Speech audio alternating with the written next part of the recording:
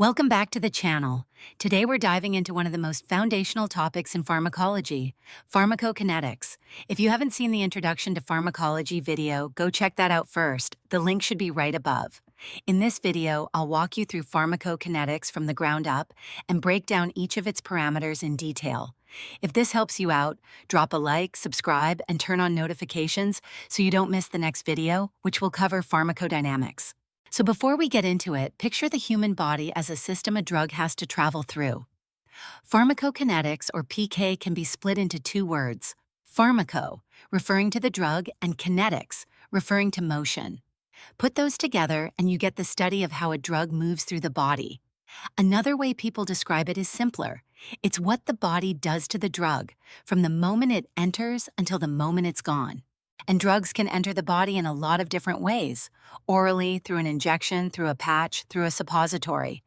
No matter which route, almost all of them require some form of absorption to get into the bloodstream. The one exception is an IV drug, since that's delivered directly into the blood, skipping that step entirely.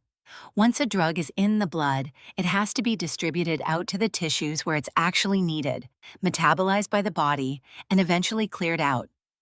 Those four steps, absorption, distribution, metabolism, and excretion, are the four core PK parameters, and you'll often see them abbreviated as ADME. Now, here's something important to keep in mind as we go. If PK is what the body does to a drug, and no two bodies are exactly alike, then PK is never one size fits all. It depends heavily on the patient. Think about it this way: between an 80-year-old patient and a 25-year-old athlete, who do you think is going to absorb, distribute, metabolize, and excrete a drug more efficiently? The 25-year-old, obviously. Or think about dosing. Would you give the same dose to a 50-kilogram patient as you would to a 110-kilogram patient? Of course not. The patient's body fundamentally changes how a drug behaves once it's inside. But it's not just the patient. The drug itself has properties that affect its own journey. A drug that's more water-soluble is going to behave very differently than one that's fat-soluble, for example. Keep this dynamic in mind: patient factors on one side, drug properties on the other, because it's going to come up again and again as we go through each parameter. Let's start with the first parameter, absorption. This is defined as the movement of a drug from its site of administration into the bloodstream. Unless a drug is going directly into a vein, it has to cross at least one membrane before it reaches systemic circulation, and there are a few different ways it can do that. The first is passive diffusion. The drug simply moves from an area of high concentration to an area of low concentration, no energy required. But not every drug crosses a membrane equally well this way. Since cell membranes are fat-based, drugs that are also fat-soluble pass through more easily. Smaller drug molecules also cross more easily than larger ones. And drugs that carry an electrical charge struggle here, because a charge makes a molecule more water-loving, and water-loving molecules don't mix well with a fatty membrane. Next is facilitated diffusion. It still moves from high concentration to low concentration, but this time the drug needs a helper, a carrier protein embedded in the membrane. The drug binds to one side of this carrier, the carrier shifts shape and releases the drug on the other side. Then there's active transport. Like facilitated diffusion, this also uses a carrier protein. But unlike facilitated diffusion, it costs the cell energy in the form of ATP. That energy cost buys the drug something valuable: the ability to move against the concentration gradient. In other words, active transport doesn't care which side has more drug. It can pump the drug across regardless. And finally, there's endocytosis, where the cell membrane essentially wraps around the drug molecule and pulls it inside, then releases it on the other side. This route is mainly reserved for very large molecules that are too big to slip through a carrier protein or diffuse passively. Here's the catch, though. Not every molecule that starts the absorption journey finishes it. Some of the drug gets lost along the way, whether from the pH of the environment, limited blood flow to the area, or enzymes breaking it down before it ever reaches the blood. The only way to guarantee that 100% of a dose reaches circulation is to inject it directly into a vein. Every other route, intramuscular, subcutaneous, transdermal, suppository, oral, loses some percentage along the way. This concept has a name, bioavailability, which is simply the fraction of the administered dose that actually makes it into systemic circulation. Generally speaking, the more steps a drug has to take to reach the blood, the lower its bioavailability tends to be. Once a drug is in the bloodstream, it's not done yet. It now needs to reach the tissues where it's actually going to work. That's the next PK parameter, distribution, the movement of a drug from the blood into the body's tissues.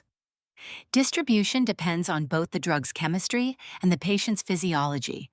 If blood flow to a particular area is reduced, less drug is going to reach it.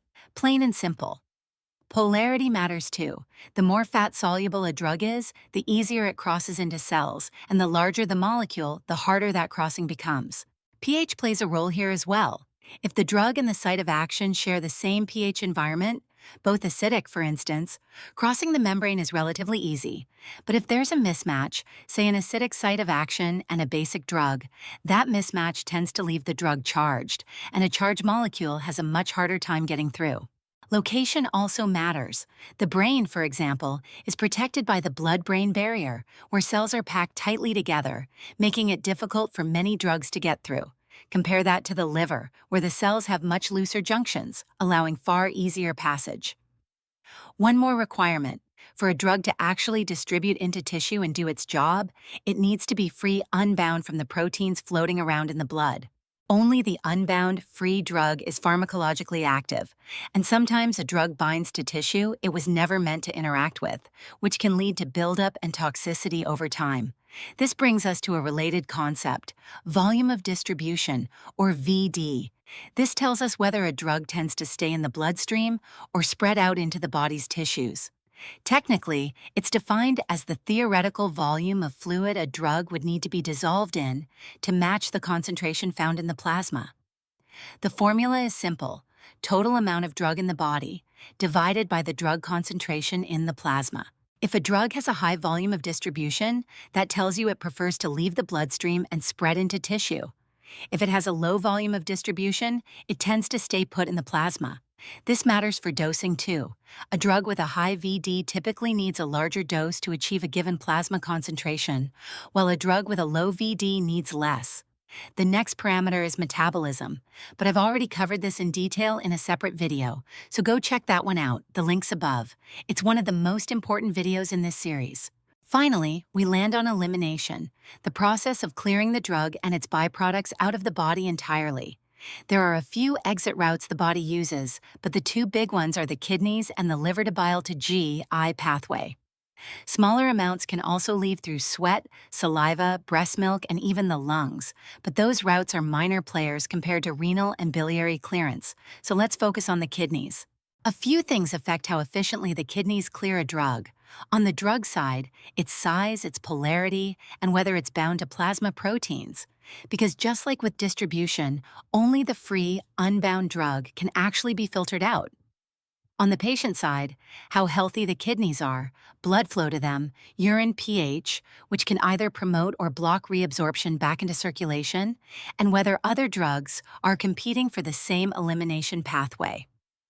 Elimination also follows mathematical rules, known as elimination kinetics, and there are two types, first order and zero order. Most drugs follow first-order kinetics, where the rate of elimination is proportional to how much drug is currently in the body. The more drug present, the more gets eliminated, but here's the key detail. The percentage eliminated per unit of time stays constant, even though the actual milligram amount changes. Say you start with 200 milligrams of a drug and 50% clears every hour. After the first hour, you're down to 100 milligrams. After the second, 50 milligrams. The percentage 50% never changes, but the milligram amount shrinks every time. This is also why first-order drugs have a constant half-life. The time it takes for the drug concentration to drop by half stays the same, no matter how much drug you started with, which makes dosing far easier to predict. Zero-order kinetics work the opposite way. A small number of drugs, aspirin being the classic example, are eliminated at a fixed amount per hour, regardless of how much is in the body. So if 20 milligrams clear every hour, that stays true whether you started with 200 milligrams or 80 milligrams.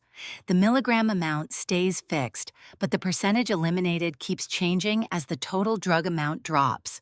And here's the dangerous part. In an overdose situation with a zero-order drug, the body can't just catch up by clearing a higher percentage. It's locked into that same fixed milligram rate no matter what. The concept of half-life essentially breaks down here too, since the concentration isn't dropping by a predictable fraction at regular intervals. And that wraps up pharmacokinetics. If this video helped you understand ADME a little better, smash that like button, subscribe,